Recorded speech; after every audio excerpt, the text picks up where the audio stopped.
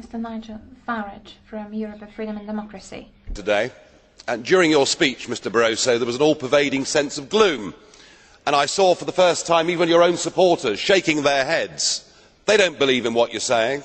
The European people don't believe in what you're saying. I don't really think even you now believe in what you're saying, because we all know that Greece is going to default. The end game for Greece is near, and you can't say you weren't warned. You were told that the treaties were fatally flawed. You were all told that Greece should never have joined the euro. And when I stood up here 5 years ago and talked about Greek bond spreads, you treated me with such utter derision, it was as if I had been let out of the local lunatic asylum. No, you have been warned all the way through. So now what you have got is economic governance, and everybody here in this front row supports more European economic governance. What is European economic governance? I will tell you what it is. It is a plane landing at Athens airport, out of which get an official from the Commission, an official from the European Central Bank, and an official for the appalling IMF. And those three people, the Troika you call them, go in, they meet the Greek government, and they tell the Greek government what they may or may not do. You have killed democracy in Greece. You have three part-time overseas dictators that now tell the Greek people what they can and can't do. It is totally unacceptable. Is it any wonder that Greek people are now burning EU flags and drawing swastikas across them?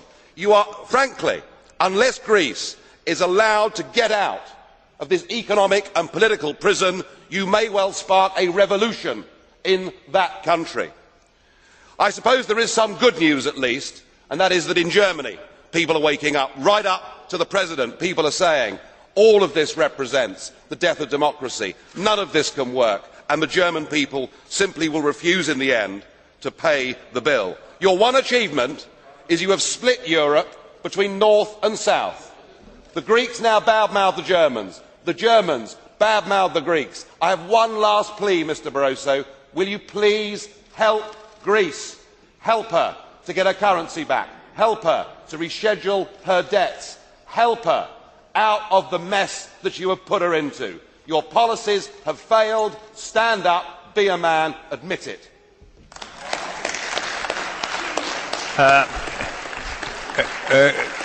Mr. Farage, is a blue card to you. Do you agree? Okay. Pan Lambert. Mr. Lambert. Mr. Farage, you're a very good speaker here. I admire your skills, but I have one question to you. You said, well, basically by our dictator way of dictating to the Greeks what they have to do, we will spark a revolution over there.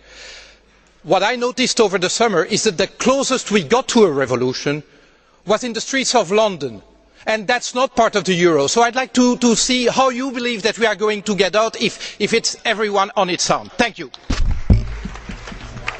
You are quite right. London has had some huge social problems, but they are not there today, are they?